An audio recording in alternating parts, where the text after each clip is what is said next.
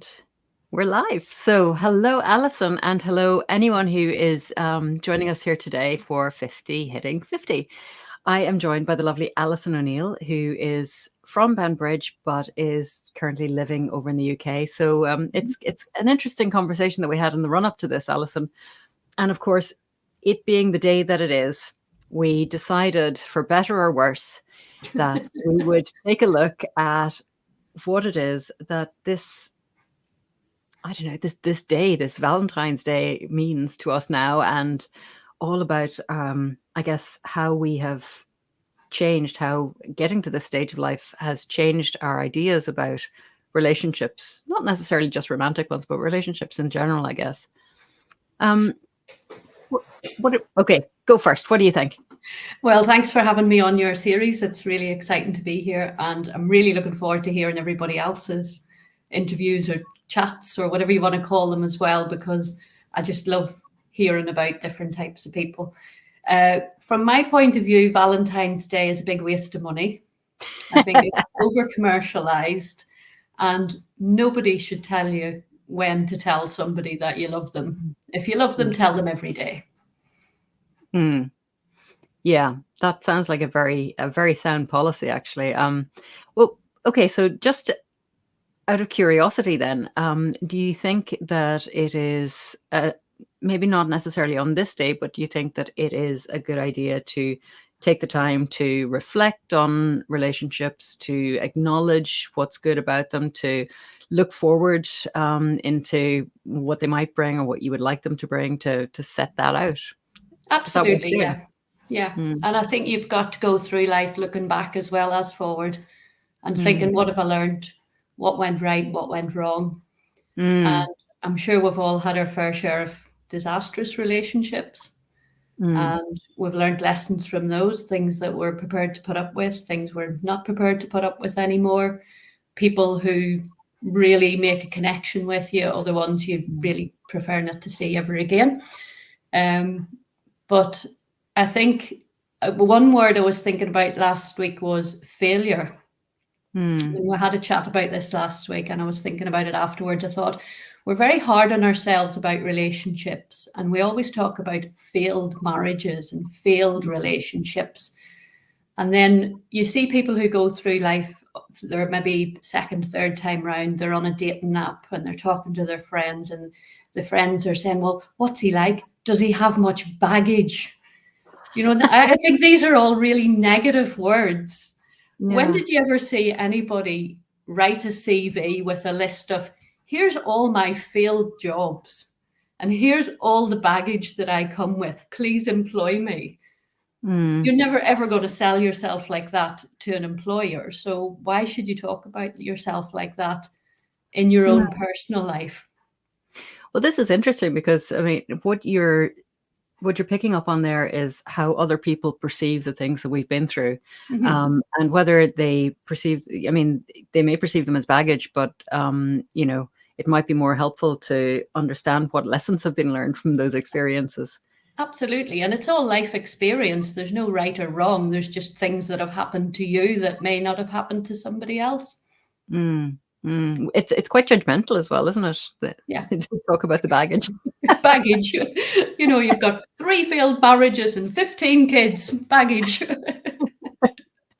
Yeah, I suppose it's all in how you handle your baggage, isn't it? Yeah. Yeah. Yeah. So I think, you know, we've all been through things, and we all try to learn from them and move on and become better people. And at the end of the day, you've got to love yourself as well, haven't you? And would you say that that's one of your key lessons, or is there something else that has come through for you over the years as non-negotiable? I think as I get older, I'm much less prepared to put up with things that I might have put up with when I was younger. And that old thing where you think you can change someone by being with them, and you can't, and you wouldn't want anybody to change you. So I think I'm a bit more realistic about life, and I know what I want, and I know that there's going to be other chapters in the future that I'm looking forward to.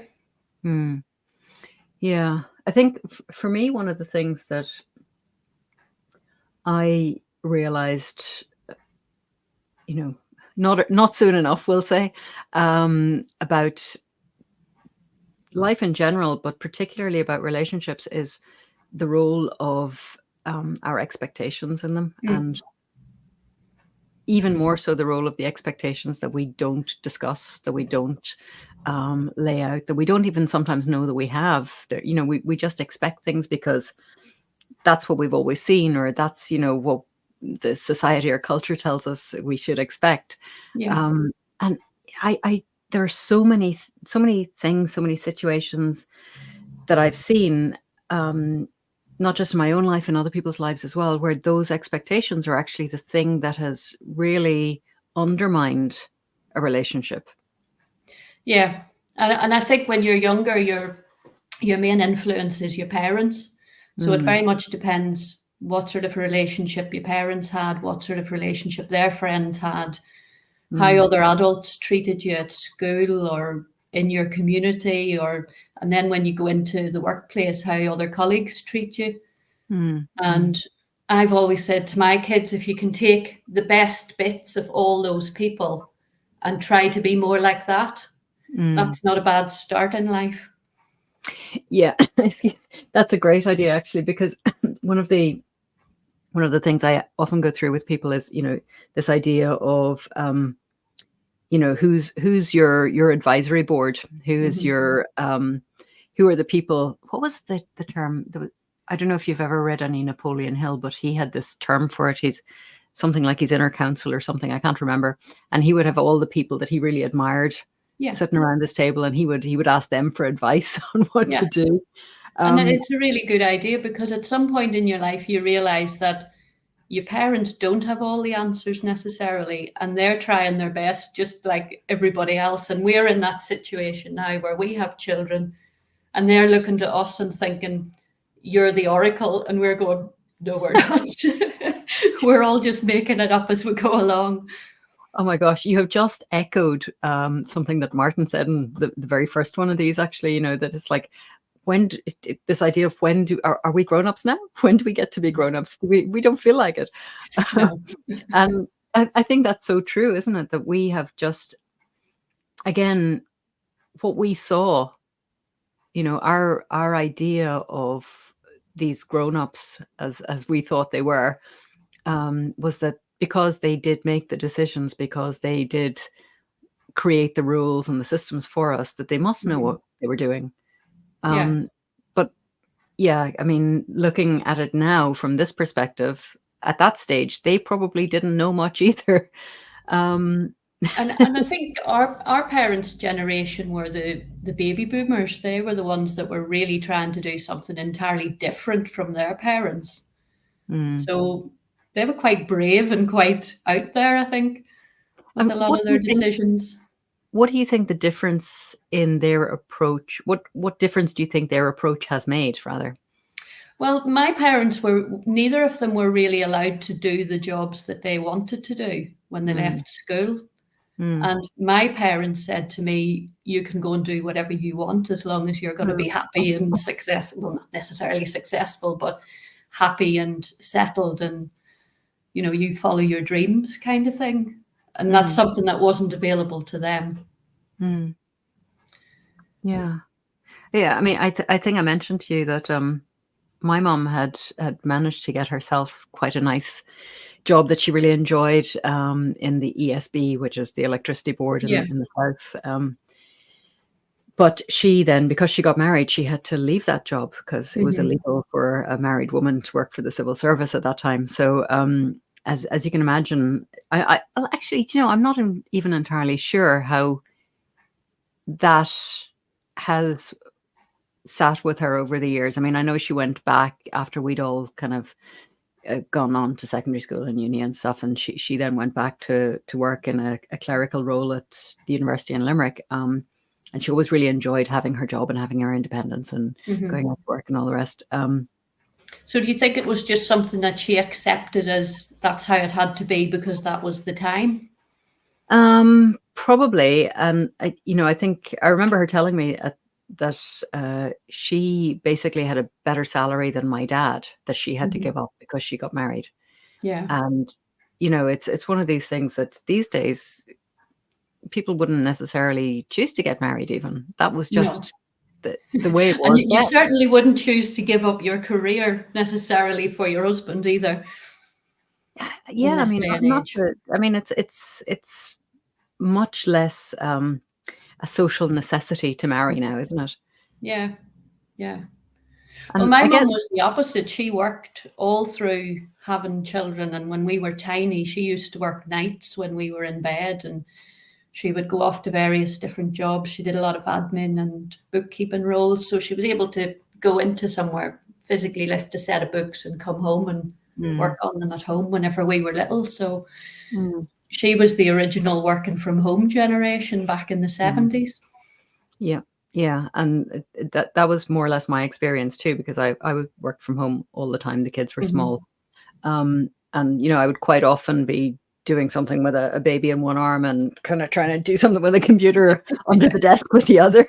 And I've been really lucky as well in my jobs that my employers have allowed me to work flexibly, going part-time, changing my role, lots of different ways that supported me having kids and being able to look after them and be there for them at all the school plays and pick-up times and things like that. So it's nice to see that things have changed over the years.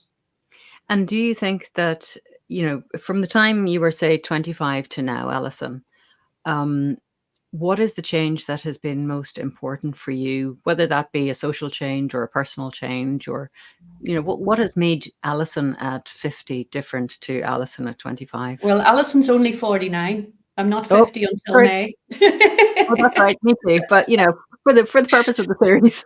I think when I was 25, I was much more career driven. I really did want to be somebody in my profession. Who did you and want then to the be? kids came along when I was 32 and 34. And that's when I went part-time and thought, I can't do everything. I haven't got the support around me. I don't live in a mansion. I don't have a nanny. I don't have a chauffeur. I don't have a house cleaner. You can't do everything to the best of your ability all the time. So I wanted to be at home for the kids enough, and I wanted to be at work enough. And that really has been the focus ever since. It's that work-life balance for me. Who was the somebody that you wanted to be? You mentioned you wanted to be somebody.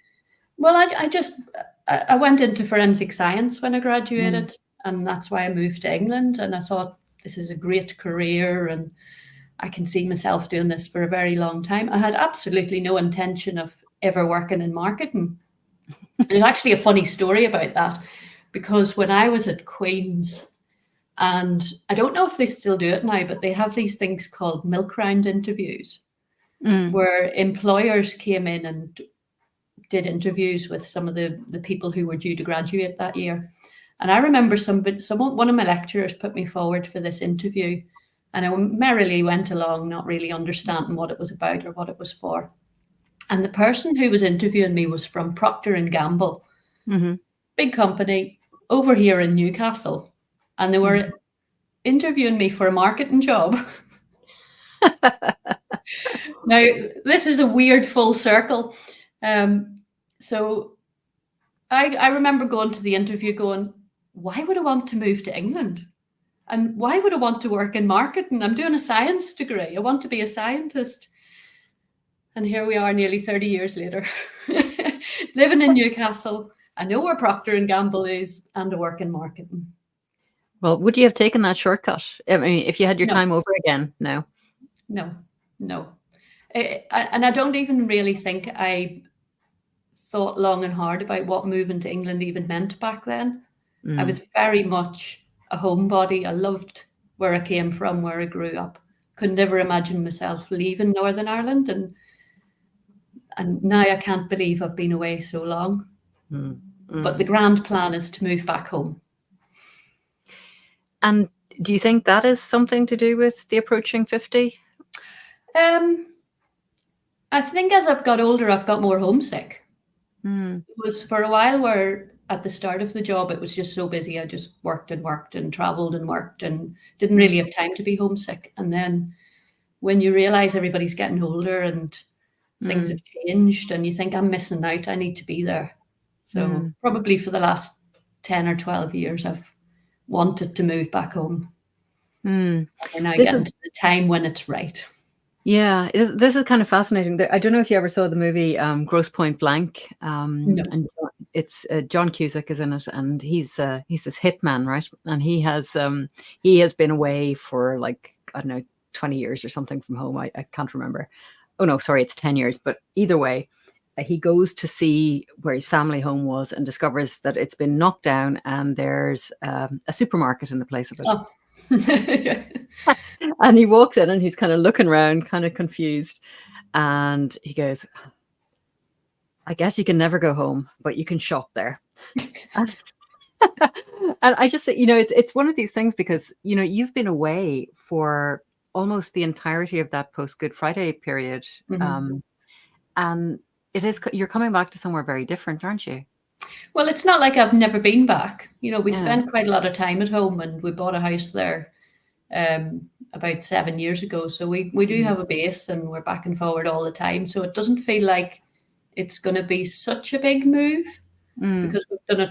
I did it moving away gradually, and now I'm moving back gradually. Wow. So like a tide. Yeah.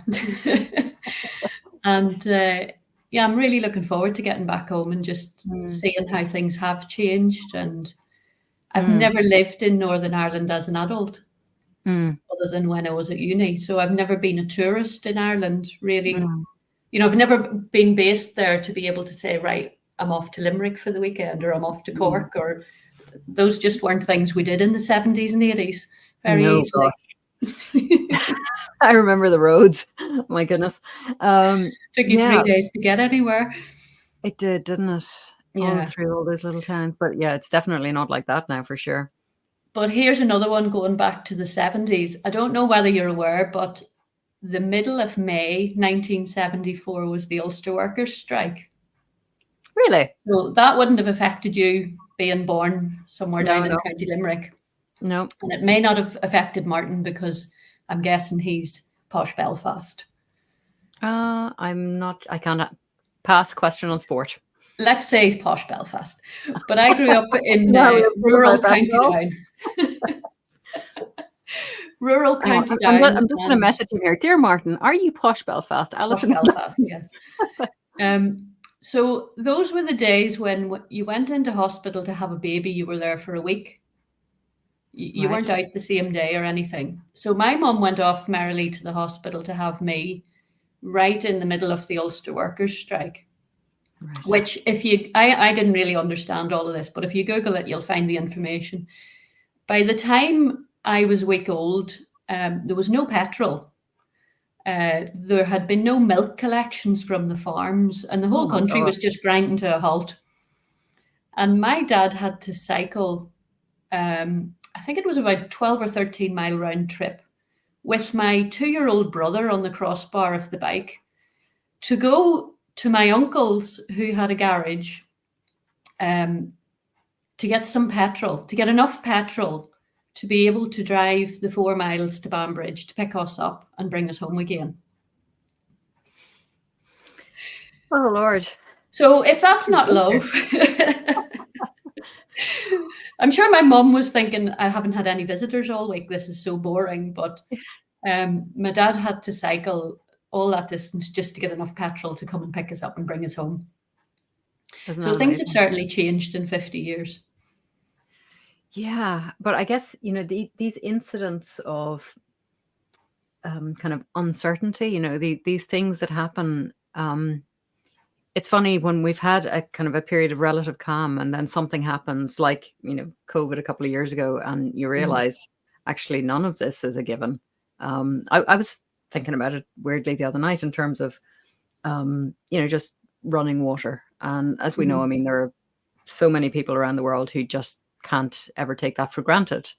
And I was thinking about, as a kid, there were a few times when the water supply went off for various reasons, like, the pipes froze and it was snowing and whatever. And of course, as kids, we thought that was great because we would go out with saucepans and bring in snow and that would get melted and boiled for water. You weren't sent 5 miles to the well for... No, we went over the Walk. wall into John Cleary's field. And then the other thing that would happen was occasionally the sand, the wall of the well that was out the back for the house supply, that would collapse in a little bit. Mhm. But you know, that we always had faith that water would kind of be resumed, as it were. But there are just so many things now, and that, I suppose, is something that has changed for me at this stage, as I am getting to that 50 mark, that I really don't see the sort of certainty of continuity of anything Mhm. going forward. And I don't see that as a terrible and disturbing thing. It's just you have to get very comfortable with uncertainty, I think, now. Yeah. And I think we also have to get better at not being very consumer driven and wanting Mm, everything now. And, mm, when I look around Newcastle here, and I know you don't have Aldi in the north of Ireland, but you do in the south. And Aldi here have just taken over the world. And I think within a 5 mile radius of me here in Newcastle, I have 4 Aldi stores. wow.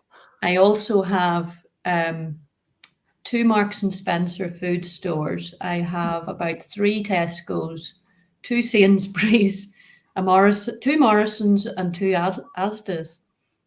Why do we need them all? That's a good question.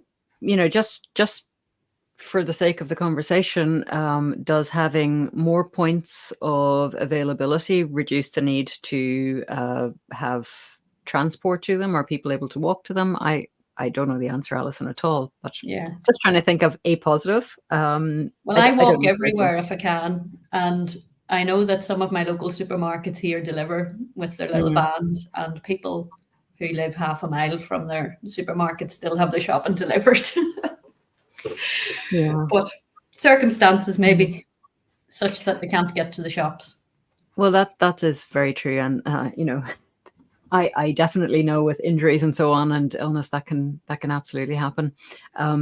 And again, back to the COVID thing, of course, we all depended on our little deliveries, didn't we, for such a long Definitely, time yes. now. Yes. So tell me, just as we kind of head into a wrap up at some point here, in terms of this milestone, Alison, which I know is not till the middle of May, because you're like 2 days before, 2 days after me or Martin or Mine's the both. 20th. 20th. So yeah, this is like a little cluster of people doing this 50 thing at that stage. Do you consider yourself to be someone who's going to hit 50? Are you going to turn 50? Are you approaching 50, or are you embracing 50, or have you got another way of looking at it altogether? Well, I have a slightly different way of looking at it, and I've told people before that I want to get to 100, because then 50 is only halfway. And I And actually you've got a good read shot an at that. article this morning from one of the pension companies, and the pension providers now are starting to talk about the second 50, What's because that? just the second series of 50 years in your life, because they're convinced, well, they're not convinced, there's evidence that a lot of people now will reach 100. Mm, Younger people now are going to live longer. So it's completely different to our grandparents' generation. And well, we've got to view how we work and how we save and all yeah. those things differently. So it's not education, employment, retirement anymore. It's Mhm. lots of different chapters doing lots of different things. Mm. So Yeah. I'm not really that bothered about 50. I just think it's a number, and I'm looking forward and still quite happy to get older and see what the future brings. Yeah, it's a much more exciting time to be 50, I guess, in my view anyway, than maybe 50 years ago or 100 years ago. Yeah, I think so. Having said that, my gran is 95, so none of us have any doubt that she'll make it to 100. To be fair, Just to be stubborn. well, God love her though. I mean, this is one of the things, because she just is one of these. I don't know. She has some kind of weed genetics or something. She's really healthy. But so many. I mean, pretty much everyone that she knew all her life is already dead. and she feels quite isolated, I guess, with that. So that, I suppose, for us, if more of us are going to make it, that's great, because we can do it together. But I think one of the things for me, and again, just getting to this age and sort of things starting to get a bit creaky, I realized that we have got, we've got to do a lot more looking after ourselves, really, haven't we? We have got to really be taking that. And people are a bit hesitant about this idea of self-care, but no one's going to be able to do it for you. And if you don't do it, you're effectively going to run out the machine before the machine is ready to be run out. Well, I liked Martin's question to Sarah the other day about what would 60-year-old self come back and tell you to do or ask you to do or whatever. And I was sitting there thinking, stretch more, do more exercises. Yeah, that's it, exactly. Sorry, that's my phone is ringing there, but I'll just decline it. There is always one, isn't there? I think we've got to look after ourselves. It's a privilege to be able to grow old. It is, isn't it? And again, that's one of the things that I was talking to someone about recently. When the social media memories and so on start coming up, and you realize, oh my gosh, that person's not with us anymore, or and they definitely didn't make it to 50. So I agree with you. I think it is a privilege, and I think that knowing what we've done to get to here, and the resources that we've built up in terms of our experience, in terms of our connections and our friends and all the other things that go to make up these versions of us, these halftime versions of us.